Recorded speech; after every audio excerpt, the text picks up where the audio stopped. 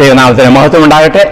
ഒരു ദിവസം കൂടെ കാണുവാനൊക്കെ ദൈവം നമ്മെ സഹായിച്ചു. കണിശമായിട്ടും ദൈവത്തിൻ്റെ നന്മ, ദൈവം നമുക്ക് ചെയ്യുന്ന നന്മയിൽ ഒന്നാണ് ഓരോ ദിനവും അതേ പ്രഭാതത്തിൽ എഴുന്നേൽക്കുക.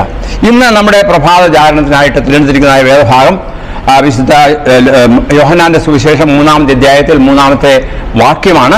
അത് ഇപ്രകാരം ഞാൻ വായിക്കുന്നു. യേശു അവനോട്, ആമേൻ ആമേൻ ഞാൻ നിന്നോട് പറയുന്നു, പുതുതായി ജനിച്ചില്ല എങ്കിൽ ആർക്കും ദൈവരാജ്യം കാണുവാൻ കഴിയുകയില്ല. ഇതിന്റെ ബാക്ക്ഗ്രൗണ്ട് നിങ്ങൾക്കറിയാം. ആരോടാണ്? അതായത് നിക്കോദിമോസ് വളരെ അറിവുള്ള ഒരു വ്യക്തിയായിരുന്നു. സന്നദ്ധ സംഘത്തിന്റെ ഒരു അംഗമായിരുന്നു. എന്നാൽ കർത്താവ് ചെയ്ത കാര്യങ്ങളെക്കുറിച്ച് ഒക്കെയും ഗ്രഹിച്ചിട്ട് അത് വ്യക്തിപരമായി കൂടുതലായിട്ട് അറിയുവാൻ തക്കവണ്ണ താല്പര്യത്തോടു കൂടി താൻ അവിടെ വന്നു. അതിൻ്റെ അതാണ് പറയുന്നത്, പരീശന്മാരുടെ കൂട്ടത്തിൽ യഹൂദന്മാരുടെ ഒരു പ്രമാണിയായ നിക്കോദിമോസ് എന്ന പേരുള്ള ഒരു മനുഷ്യനുണ്ടായിരുന്നു. അവൻ രാത്രിയിൽ അവന്റെ അടുക്കൽ വന്ന് അവനോട്, റബി, നീ ദൈവത്തിന്റെ അടുക്കൽ നിന്ന് ഉപദേഷ്ടാവായി വന്നിരിക്കുന്നുവെന്ന് ഞങ്ങൾ അറിയുന്നു. ദൈവം നിന്നോടുകൂടെ ഇല്ലെങ്കിൽ നീ ചെയ്യുന്ന അടയാളങ്ങൾ ചെയ്യാൻ ആർക്കും കഴിയുകയില്ല. അപ്പൊ ഇത് പറഞ്ഞതായ ആ വ്യക്തിയാണ് ചോദിക്കുന്നത്, എന്താണ് പറയുന്നത്? എന്നിട്ട് യേശു അവനോട് പറയുകയാണ്, യേശു അവനോട്, ആമേൻ ആമേൻ ഞാൻ നിന്നോട് പറയുന്നു, പുതുതായി ജനിച്ചില്ല എങ്കിൽ. അപ്പൊ ഇവിടെ ഈ വീണ്ടും ജനനത്തിന്റെ ഒരു അനുഭവത്തെ കുറിച്ചാണ് കർത്താവായ യേശു ക്രിസ്തു പറയുന്നത്. അപ്പൊ ഈ വീണ്ടും ജനിക്കുന്നത് എന്താണ്? അതായത് നമുക്കറിയാം, നാം ഈ ഭൂമിയിൽ ജനിച്ചവരാണ്.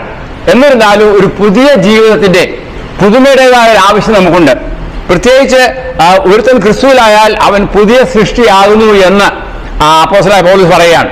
നമുക്കറിയാം വാക്യം. അപ്പൊ ഇത് നാം നമ്മുടെ മനസ്സിൽ കരുതണം. കാരണം നിക്കോദിമോസ് ആരായിരുന്നു? വളരെ പഠിപ്പുള്ള ഒരു മനുഷ്യനായിരുന്നു. വേദത്തെക്കുറിച്ച് നല്ല അറിവുള്ള വ്യക്തിയായിരുന്നു.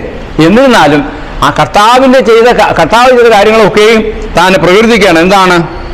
നീ ദൈവത്തിന് അടുക്കൽ നിന്ന് ഉപദേഷ്ടാവായി വന്നിരിക്കുന്നു ഞങ്ങൾ അറിയുന്നു. ദൈവം തന്നോടുകൂടെ ഇല്ലെങ്കിൽ ഈ അടയാളങ്ങൾ ചെയ്യുവാൻ ആർക്കും കഴിയില്ല എന്ന് പറഞ്ഞാൽ അത്രമാത്രം ബോധ്യത്തോടു കൂടിയാണ് താൻ വരുന്നത്.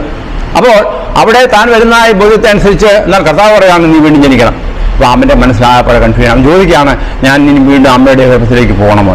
അപ്പം അവിടെ കർത്താവ് പറഞ്ഞത് എന്താണ്? അതല്ല, വെള്ളത്താലും ആത്മാവിനാലും നീ രക്ഷ പ്രാപിക്കുക, അല്ലെങ്കിൽ വീണ്ടും ജനിക്കുക.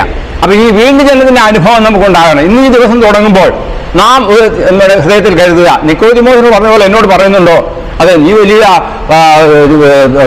വിശ്വാസിയാണ്, നിനക്ക് വളരെയധികം ബൈബിൾ ജ്ഞാനമുണ്ട്, അല്ലെങ്കിൽ നീ എല്ലാ തരത്തിലും നല്ലവനാണ്, അല്ലെങ്കിൽ ശ്രേഷ്ഠനാണ് എന്നിങ്ങനെ ചിന്തകളൊക്കെ വന്നേക്കാം. പക്ഷേ ഇവിടെ നിക്കോദിമോസ് ഉപദേഷ്ടാവായി ഇരിക്കുന്ന വ്യക്തിയായ യേശു ക്രിസ്തുവിനോട് ചോദിക്കുകയാണ്, ഞാൻ വീണ്ടും ജനിക്കാൻ എന്ത് ചെയ്യണം? അതുകൊണ്ട് ഈ ദിവസം തുടങ്ങുമ്പോൾ നമ്മുടെ ജീവിതത്തിൽ നാം വിചിന്തനം ചെയ്യേണ്ടത് എന്താണ്? ഞാൻ യഥാർത്ഥത്തിൽ യേശുവിനെ അംഗീകരിച്ച് അവനെ രക്ഷിതാവായി സ്വീകരിച്ച ഒരു വീണ്ടെടുക്കപ്പെട്ട വ്യക്തിയാണോ? പ്രിയ ജനമേ, നാം എന്താണ് എന്നുള്ളതിനെ കുറിച്ച് നമുക്ക് അറിയില്ല എങ്കിലും ദൈവസന്നിധിയിൽ നമ്മെ തന്നെ സമർപ്പിക്കുക. അതായത് വീണ്ടും ജനനത്തിന്റെ അനുഭവം നമുക്ക് ആവശ്യമാണ്. അതില്ലാതെ ആർക്കും സ്വർഗ്ഗരാജ്യത്തിൽ കടക്കുവാൻ സാധിക്കുകയില്ല. അപ്പോൾ ഒന്നാമത് വെള്ളത്തിലായാലും ആത്മാവിനാലും വീണ്ടും ജനിക്കണം. അപ്പൊ നമുക്കറിയാം, സ്നാനം എന്നുള്ളത് ഇവിടെ ഉദ്ദേശിക്കുന്നുണ്ട്. അതുപോലെ തന്നെ ആത്മീയമായ പുതുക്കം ഇവിടെ ഉദ്ദേശിക്കുന്നുണ്ട്. അപ്പൊ ഈ രണ്ട് കാര്യങ്ങൾ നമുക്കുണ്ടാകണം. എങ്കിൽ മാത്രമേ നമ്മുടെ ജീവിതത്തിന് ഈ ദിവസം ആരംഭിക്കുമ്പോൾ ഞാൻ ഇന്ന് പകൽക്കാലം എന്ത് ചെയ്യണം? കർത്താവിന്റെ നാമത്തെ ഉയർത്തി കാണിക്കുക. അങ്ങനെ കർത്താവിന്റെ നാമത്തെ ഉയർത്തി കാണിക്കുമ്പോൾ കണിശമായിട്ടും അവിടെ സ്വാർത്ഥതകളൊന്നും പാടില്ല. പിന്നെയോ വീണ്ടും ജനനത്തിന്റെ, ഒരു പുതിയ ജനനത്തിന്റെ അല്ലെങ്കിൽ പുതുക്കത്തിന്റെ, മാനസാന്തരത്തിന്റെ, നവോത്ഥാനത്തിന്റെ എല്ലാം കൊണ്ടും ഒരു അനുഗ്രഹിക്കപ്പെട്ട ഒരു ജീവിതമായിരിക്കും നമുക്കുണ്ടാകേണ്ടത്. ഒരിക്കലും അഹങ്കരിക്കേണ്ട ആവശ്യമില്ല. നിക്കോദിമോസ് രാത്രിയിൽ വന്നതിന് ഉദ്ദേശം നിങ്ങൾക്കറിയാം, എന്താണ്? മറ്റാരും കാണാതിരിക്കാൻ വേണ്ടിയാണ്. പക്ഷെ അങ്ങനെയാണെങ്കിലും താനൊരു സീക്രട്ട് ഡിസൈപ്പിൾ ആയിരുന്നു എന്ന് നാം പഠിക്കുന്നുണ്ട്. അപ്പോ ഈ നിക്കോദിമോസിനെ പോലെയാണ് നമ്മുടെ ജീവിതം. അതായത് ഞാൻ അറിവുള്ളവരാണ്, പാണ്ഡിത്യമുള്ളവരാണ്, അല്ലെങ്കിൽ ഞാൻ സന്നദ്ധ സംഘത്തിന്റെ അംഗമാണ് എന്നുള്ളതായ വ്യവസ്ഥയല്ല. നാം ചിലപ്പോൾ വിശ്വാസികളായിരിക്കാം. പ്രത്യേകിച്ച് തിരുവനന്തപുരത്ത് പറയുന്നത് ദൈവകൽപ്പന യേശുവിന്റെ വിശ്വാസവും കാത്തുകൊള്ളുന്ന വിശുദ്ധന്മാരുടെയാണ് ആവശ്യം. അപ്പൊ അതുകൊണ്ട് ദൈവകൽപ്പനയിൽ നാം എന്തെങ്കിലും കുറവുള്ളവരാണോ? അതുപോലെ തന്നെ ഇപ്പം നിക്കോദിമോസിനെ കുറിച്ച് പറഞ്ഞാൽ പരീശന്മാരുടെ പ്രമാണിയായിരുന്നു. ആ നേരത്തിൽ അവർ ദൈവകൽപ്പന പ്രമാണിക്കുന്നുള്ള ചിന്തയുണ്ടായിരുന്നു. പക്ഷെങ്കിൽ ദൈവം യേശുക്രിസ്തു ഓരോ കാര്യങ്ങളും പരീശന്മാരോട് പറഞ്ഞ് നിങ്ങൾ വേള സവക്കളാകുന്നു. കാരണം അവരുടെ പുറമേ പറയുന്നു, പക്ഷെ അകത്ത് അവർക്ക് ഒന്നുമില്ല, അവർ പൊള്ളയാണ്. അപ്പം ആത്മീയമായുള്ള വളർച്ചയിൽ എത്രമാത്രം ഔന്നത്യം നാം പ്രാപിക്കുന്നു എന്നുള്ളത് നാം ചിന്തിക്കണം. അതുകൊണ്ട് കുറവുകൾ മനസ്സിലാക്കിക്കൊണ്ട് ഈ ദിവസം ആരംഭിക്കാൻ തക്കണം.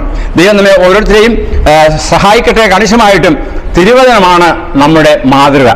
കർത്താവ് പറഞ്ഞാണ് നമ്മുടെ മാതൃക. അതുകൊണ്ട് കർത്താവിനെ അനുസരിക്കുക, കർത്താവിനെ അനുസരിച്ച് ജീവിക്കുമ്പോൾ കണിശമായിട്ട് സ്വർഗത്തിൻ്റെ ഓഹരിക്കാരായി തീരുവാൻ ദൈവം നമ്മെ ഓരോരുത്തരെയും ഇടയാക്കും. അതിനായിട്ട് ഈ ദിവസം നമ്മെ തന്നെ സമർപ്പിക്കാം, നമുക്ക് പ്രാർത്ഥിക്കാം.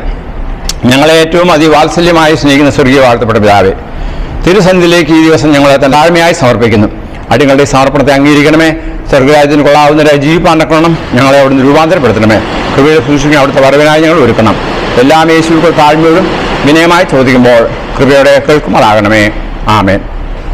ഒരു ദിവസം കൂടി ദൈവം തന്നു. കണിശമായിട്ടും ദൈവത്തിൻ്റെ നാമത്തിൽ മഹത്വം ഉണ്ടാകട്ടെ. അതിനായി നമുക്ക് സന്തോഷത്തോടെ ജീവിക്കാം. ആമേൻ. എല്ലാവർക്കും ഒരു നല്ല ശുഭദിനം നേരുന്നു.